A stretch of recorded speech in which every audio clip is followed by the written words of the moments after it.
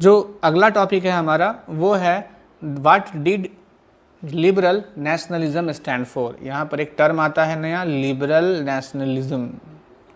ठीक है, liberal nationalism क्या होता है? नेशनलिज्म तो हम लोग जानते हैं, सारे लोगों के बीच में अपनेपन का भाव, लेकिन लिबरल का मतलब क्या होता है? आइए देखते हैं। Ideas of national unity in early 19th century Europe were closely allied to the ideology of liberalism. अब बोल रहा है कि नेशनल यूनिटी और लिबरलिज्म ये दोनों एक दूसरे से अटैच आइडियोलॉजी है। ये सोच, आइडियोलॉजी का मतलब होता है सोच। The term liberalism derives from the Latin root liber. Liber का मतलब होता है free. For the new middle classes liberalism stood for freedom for the individual and equality of all before law. तो जो नए मिडिल क्लासेस हुए, नए middle classes कैसे हुए? इंडस्ट्रियलाइजेशन के आने के चलते हुए। ठीक है, इंडस्ट्रियलाइजेशन आया तो उसके चलते नया मिडिल क्लास आया, और नया मिडिल क्लास जब आया तो उसको लिबरलिज्म चाहिए था, उसको लिबर्टी चाहिए थी। ठीक, stood for freedom of the individual and equality अब बिफोर द लॉ। अब ये लोग जो कि शहर में जाके रहने लगे और जो नया मिडिल क्लास था, जो कि पढ़ा लिखा वर्ग था, ये लोग डिमांड करने लगे इक्वलिटी का, कि नहीं हमको बराबरी चाहिए। इस तरीके से भेदभाव ये लोग बर्दाश्त नहीं करते हैं लोग। Politically it emphasis the concept of government by consent. Consent हो, नागरिकों की मर्जी से सरकार चल रही हो, ना कि सरकार अपनी मर्जी से चल रही हो। Since the French revolution liberalism had stood for the end of autocracy. तो लिबर्टी का मतलब क्या हुआ? End of autocracy. ऑटोक्रेसी नहीं होनी चाहिए। ठीक है, अपने से आपको रूल नहीं करना है, रूल आपको पब्लिक के हिसाब से रूल करना है। और क्लरिकल प्रिविलेजेस का मतलब जो वहाँ पे क्लर्की थी, जो वहाँ पर जो राजा के लोग थे, जमींदार लोग थे, राजा के घर के लोग थे, उनको स्पेशल राइट मिला हुआ था। ये स्पेशल राइट आप ख़त्म कीजिए और अपनी ऑटोक्रेसी ख़त्म कीजिए। अपने मन से काम नहीं कीजिए, जनता के मन से काम कीजिए। इसी को बोलते हैं लिबरलिज्म। एक कॉन्स्टिट्यूशन बन गया और रिप्रेजेंटेटिव गवर्नमेंट बन गई और एक पार्लियामेंट बन गया। ठीक है, 19th century liberals also stress the inviolability of private property. आगे पढ़ते हैं हम लोग। Yet equality before the law did not necessarily stand for universal suffrage. अब देखिए ये बोल रहा है आप कानून के सामने बराबर हैं, इक्वल हैं, इक्वलिटी बिफोर लॉ हैं। इसका ये मतलब नहीं हुआ कि यूनिवर्सल सफरेज मिल गया। यूनिवर्सल सफरेज का मतलब सब कोई को वोट देने का अधिकार हो, चाहे उनका कलर अलग अलग हो, चाहे उनका कास्ट अलग अलग हो, चाहे उनका धर्म अलग अलग हो, चाहे वो पढ़े लिखे हों या पढ़े लिखे नहीं हो, चाहे उनके पास प्रॉपर्टी हो या चाहे प्रॉपर्टी नहीं हो। इन सब चीज़ों के इरेस्पेक्टिव से कोई लेना देना नहीं है। सारे लोगों को वोट देने का अधिकार हो तो इस सिस्टम को बोलते हैं यूनिवर्सल सफरेज बोला जाता है। ठीक है, तो यूनिवर्सल सफरेज आप समझ गए। यूनिवर्सल सफरेज का मतलब क्या हुआ कि बिना किसी भेदभाव के सबको वोट देने का अधिकार हो, तो इसको बोला जाता है यूनिवर्सल सफरेज। तो इक्वलिटी बिफोर लॉ, कानून के सामने सब लोग बराबर हैं, तो इसका मतलब ये नहीं हो गया कि सारे लोगों को बराबर बराबर वोट देने का अधिकार मिल गया। ठीक है, आगे देखते हैं। You will recall that in revolutionary France which marked the first political experiment in liberal democracy, the right to vote and to get elected was granted exclusively to property owning men। अगर आप 9th class में पढ़े थे French revolution, तो उसमें आपको याद होगा कि वहाँ पर कैसे जो वहाँ पे शुरू में डेमोक्रेसी आई थी फ्रांस में और एब्सोल्यूट मोनार्की को हटाया गया था, तो वहाँ पर वोट देने का सिस्टम लाया गया था। तो वोट देने का जो सिस्टम था, तो सारे लोगों को वोट देने का सिस्टम नहीं दिया गया था, सिर्फ जो अमीर आदमी थे जिनके पास प्रॉपर्टी थी उन्हीं को वोट देने का अधिकार दिया गया था। ठीक है, आइए आगे देखते हैं हम लोग। Main without property and women where excluded from the political rights. Main मतलब आदमी को दिया गया था वोट देने का अधिकार, वो भी जिसके पास प्रॉपर्टी है उसी को, और महिलाओं को तो वोट देने का अधिकार दिया ही नहीं गया था। तो इसको यूनिवर्सल सफरेज नहीं बोलेंगे। Only for a brief period under the Jacobins did all adult males enjoy suffrage. कुछ दिन तक जब जो गवर्नमेंट थी आपको, जब वहाँ पर मैक्सिमिलियन रॉबिस्पियर था जो सबको गिलोटिन करता चलता था, किसी की बात बर्दाश्त नहीं करता था, उसने सिर्फ क्या किया था, एडल्ट मेल को, कि सारे मेल को वोट देने का अधिकार दिया था, चाहे गरीब हो, चाहे अमीर हो, पढ़े लिखे हो, चाहे नहीं हो, लेकिन उसने भी महिलाओं को वोट देने का अधिकार नहीं दिया था। However the Napoleonic code went back to limited suffrage and reduced women to the status of minor. फिर जब नेपोलियन आया तो उसने भी महिलाओं को वोट देने का अधिकार नहीं दिया। तो only a brief period under the Jacobins did all adult male enjoyed suffrage। तो जिस समय जैकोबिन का जब रूल था, जैकोबिन कहने का मतलब रॉबिस्पियर का जिस समय में रूल था, मतलब जो रॉबिस्पियर के समय में रिपब्लिक था और वो सबको गिलोटिन किया करता चलता था, वो अब किसी की बात को बर्दाश्त नहीं करता था, जो उसके अगेंस्ट बोलता था उसको अरेस्ट करता था या गिलोटिन करवा लेता था। तो उस समय में जो सारे एडल्ट थे उसने ये एक अच्छा काम किया था कि सारे एडल्ट को, चाहे वो गरीब हो, चाहे अमीर हो, पढ़ा लिखा हो, चाहे नहीं पढ़ा लिखा हो, सबको वोट देने का अधिकार दिया था। However Napoleonic code went back to limited suffrage and reduced women to the status of minor subject to the authority of fathers and husbands। महिलाओं को भी उसने वोट देने का अधिकार नहीं दिया था। नेपोलियन ने भी throughout the 19th and early 20th century women and non propertied men organised opposition movements demanding equal political rights, ठीक है। और 20th सेंचुरी तक जो महिलाएं थी और जो वैसे लोग थे जिनके पास प्रॉपर्टी नहीं थी, ये लोग संघर्ष करते रहे कि हमको भी वोट देने का अधिकार दीजिए, लेकिन इन लोगों को वोट देने का अधिकार नहीं मिलता था। हम लोग आगे की ओर बढ़ते हैं। In the economic spheres liberalism stood for the freedom of markets and the abolition of state imposed restriction on the movement of goods and capital. यहाँ पर लिबरलिज्म का इकोनॉमिक स्फेयर में मीनिंग बता रहा है कि लिबरलिज्म का मतलब क्या हुआ इकोनॉमिक्स में, मतलब मार्केट जो है वो फ्री होना चाहिए। इकोनॉमिक स्फेयर में लिबरलिज्म का मतलब हुआ कि मार्केट जो है वो फ्री होना चाहिए। फ्री होने का मतलब क्या हुआ, मतलब आप सामान का प्रोडक्शन कीजिए, सामान का उत्पादन कीजिए और बाज़ार में डिसाइड होगा कि उस सामान का दाम कितना रखा जाएगा, ना कि कोई राजा डिसाइड करेगा इस सामान को तुम इतने में ही बेचो, नहीं, वो मार्केट पर छोड़ दीजिए। वो अपना cost price, selling price, demand और सप्लाई के आधार पर वो डिसाइड होगा, मतलब मार्केट को आप फ्री छोड़ दीजिए। इसको बोलते हैं लिबर्टी बोला जाता है।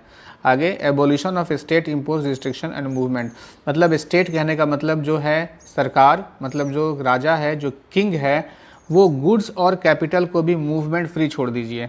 कहीं पे गुड्स आप वहाँ पे कीजिएगा कि नहीं, आपको उस जगह पर कोई सामान जा करके नहीं बेचनी है, आपको वहाँ पर जा करके बिज़नेस नहीं करना है, वहाँ पे कोई दूसरा आदमी बिज़नेस करेगा। मतलब कौन बिज़नेस करेगा, कौन बिज़नेस नहीं करेगा, कौन सा सामान कहाँ पे जा करके बिकेगा और उस सामान की कितनी कीमत होगी, ये राजा डिसाइड करता था पहले।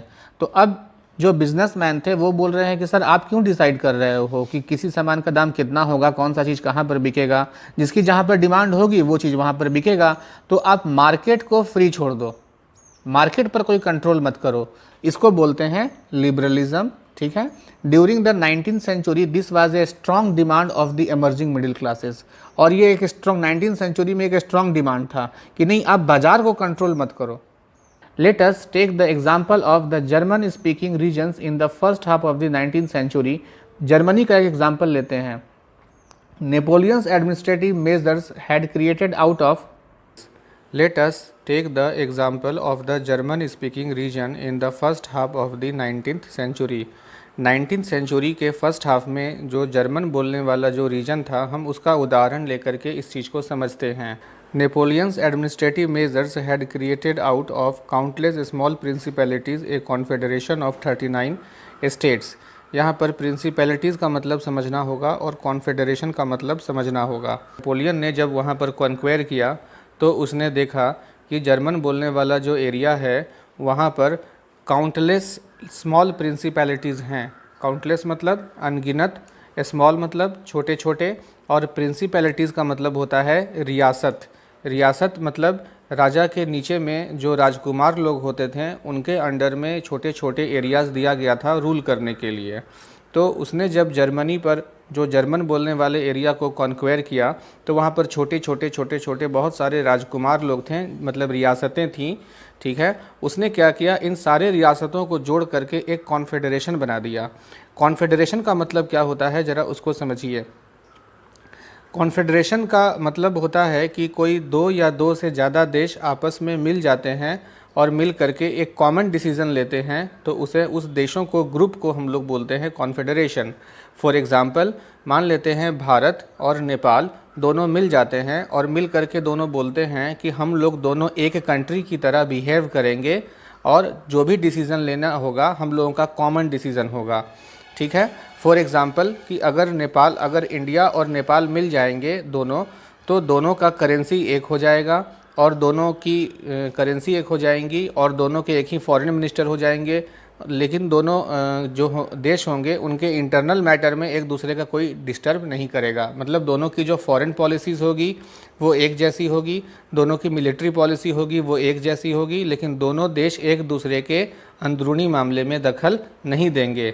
इस तरीके से कोई दो देश या दो से ज़्यादा देश आपस में ग्रुप बना लेते हैं तो उन देशों के ग्रुप को बोला जाता है कॉन्फेडरेशन। हमने देखा कि जब नेपोलियन ने जर्मन बोलने वाले एरिया पर कंट्रोल किया तो वहाँ पर बहुत सारी छोटी छोटी रियासतें थी जिसे उसने जोड़ दिया और जोड़ करके कॉन्फेडरेशन बनाया, और इस कॉन्फेडरेशन में उसने 39 स्टेट्स रखे। तो 39 स्टेट्स का उसने एक जर्मन कॉन्फेडरेशन बना दिया। Each of these possess its own currency and weights and measures. अब ये जो 39 कॉन्फेडरेशंस थे, ठीक है, अब ये 39 कॉन्फेडरेशंस थे, ये पहले क्या थे, बहुत सारी रियासतें थे, और वो भी लिखा हुआ है काउंटलेस, मतलब अनगिनत रियासतों में बटा हुआ था, और हर रियासत की अपनी करेंसी थी और हर रियासत के अपने वेट्स थे और अपने अपने मेजर्स थे, ठीक है। मतलब हर रियासतों में एक तो छोटी छोटी, आप ऐसे समझिए कि एक हमारा बिहार है और बिहार में 38 डिस्ट्रिक्ट है, और 38 डिस्ट्रिक्ट की अपनी अपनी अगर करेंसी होगी तो सोचिए कि कितना दिक्कत होगा। तो ये छोटी छोटी रियासतें थी, इनकी अपनी अपनी करेंसी थी, अपने अपने वेट्स और अपने अपने मेजर्स थे। A merchant travelling in 1833 from Hamburg to Nuremberg to sell his goods would have to pass through 11 custom barriers and pay a custom duty of about 5% at each of them. अगर कोई merchant है यानी कोई businessman है, उसे Hamburg नाम का एक जगह था जर्मनी में, और एक नुरेमबर्ग नाम का जगह है जर्मनी में, तो उसे हम्बर्ग से अगर नुरेमबर्ग जाना है तो जाते समय उसको 11 रियासतों को पार करना पड़ता था, और 11 रियासत पार करना पड़ता था तो उसमें 11 कस्टम ड्यूटीज़ बैरियर्स थे। कस्टम बैरियर का मतलब होता है कि जब आप एक एरिया से दूसरे के एरिया में जाते हो तो वहाँ बॉर्डर पर आपको टैक्स देना पड़ता है, उस टैक्स को बोलते हैं कस्टम बैरियर्स, ठीक है। तो इस तरीके से क्या हुआ कि अगर कोई मर्चेंट हम्बर्ग से नरमबर्ग की ओर जाता है तो उसे रास्ते में 11 बैरियर्स मिलते हैं, 11 जगह पर उसको टैक्स देना होता है और वहाँ पर कस्टम ड्यूटी देनी होती है। कस्टम ड्यूटी का मतलब वही हुआ कि एक एरिया से दूसरे एरिया में आप इंटर करते हो तो जो टैक्स देते हैं उसे कस्टम ड्यूटी बोला जाता है, और ये 5% का था। ये 5% को चार्ज करना पड़ता था, और चार्ज करने में जो कैलकुलेशंस होता था उसमें काफ़ी समय लगता था। आगे देखते हैं हम लोग। Duties were often levied according to the weights and measurements of the goods. अब जो ड्यूटीज़ थी, यानी ड्यूटीज़ यहाँ पे लिखा हुआ है, ड्यूटी का मतलब होता है टैक्स। ये जो टैक्स लिया जाता था, ये लिया जाता था वेट के आधार पर और मेज़र्स के आधार पर। मतलब अगर कोई सामान आप 1 क्विंटल लेके जा रहे हो बेचने के लिए, बिज़नेस करने के लिए 10 क्विंटल लेकर के जा रहे हो, तो ये 5% जो टैक्स यहाँ पर लगता था, ये वेट के आधार पर कैलकुलेशंस होता था। आइए इसको और अच्छे से समझते हैं हम लोग। As Each region had its own system of weights and measures. These involved time consuming calculation. अब ये हर छोटी छोटी रियासतों से होकर के बिजनेसमैन अपना सामान लेके जा रहा है, तो ये टाइम कंज्यूमिंग कैलकुलेशंस था। हर जगह पे टैक्स देना है 5-5%, और उसमें टाइम, बहुत ज़्यादा टाइम लग जाता था। उस ज़माने में कंप्यूटर और कैलकुलेटर्स तो थे ही नहीं। आगे बढ़ते हैं। The measure of cloth for example was a elle. वहाँ पर कपड़ा नापने का जो यूनिट था वो एली था। हम लोग यहाँ पर कैसे बोलते हैं 1 मीटर, 1 गज, उसी तरीके से वहाँ पर एली बोला जाता था। तो elle which in each region stood for a different length, ठीक है। और an elle of textile materials about in Frankfurt would get you 54.7 centimeter of cloth, in Mainz 55.1 centimeter, in Nuremberg 65.6 centimeter, and in Freiburg 7 centimetre. इसका मतलब ये हुआ कि इसका मतलब ये हुआ कि कोई कपड़ा है और जो कपड़ा का यूनिट था वहाँ पे एली, मतलब हम ये जहाँ से 1 मीटर बोलते थे वहाँ तो 1 एली बोलते थे। तो जो फ्रैंकफर्ट है, फ्रैंकफर्ट में 1 एली में 54.7 सेंटीमीटर होता था। मेंज एक शहर जगह का नाम था, वहाँ पर ये 55.7 सेंटीमीटर होता था। नरेमबर्ग में ये 1 एली में 65.6 सेंटीमीटर होता था। और फ्रीबर्ग में 1 एली में 53.5 सेंटीमीटर होता था। तो इस तरीके से देखिए कि सब जगह पर 1 एली का जो डेफिनेशन है वो अलग अलग है। अब सोचिए कि कोई आदमी अगर कपड़ा का बिज़नेस कर रहा है और कपड़ा लेकर के जा रहा है और रास्ते में 11 रियासतें आ रही हैं और 11 रियासतों में उसे 11 बार टैक्स देना पड़ रहा है और टैक्स का कैलकुलेशन लेंथ के आधार पर हो रहा है, तो एक जगह का लेंथ कुछ और है, दूसरे का लेंथ कुछ और है, तीसरे का लेंथ कुछ और है। तो कितना कैलकुलेशंस में टाइम लगता था और कितना दिक्कत होता होगा, कितना वो लोग इरिटेट हो जाते होंगे। Such conditions were viewed as obstacle to economic exchange and growth by the new commercial classes। अब जो ये नए कॉमर्शियल क्लासेस थे, मतलब जो बिजनेसमैन थे, इस तरीके का जो कंडीशन बना हुआ था उनके लिए ऑब्स्टेकल था, मतलब बाधा हो रहा था, उनको बिजनेस करने में बहुत परेशानी आ रही थी।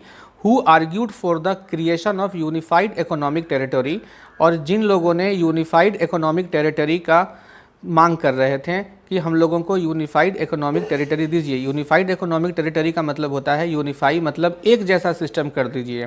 पूरी की पूरी जो देश है उसमें हर जगह की अलग अलग करेंसीज है, अलग अलग यूनिट्स हैं, मेजर, सबको हटा करके एक यूनिफाइड सिस्टम कर दीजिए ताकि हम लोगों को बिजनेस करने में आसानी हो। बात समझ में आ रहा है। और allowing the unhindered movement of goods, people and capital.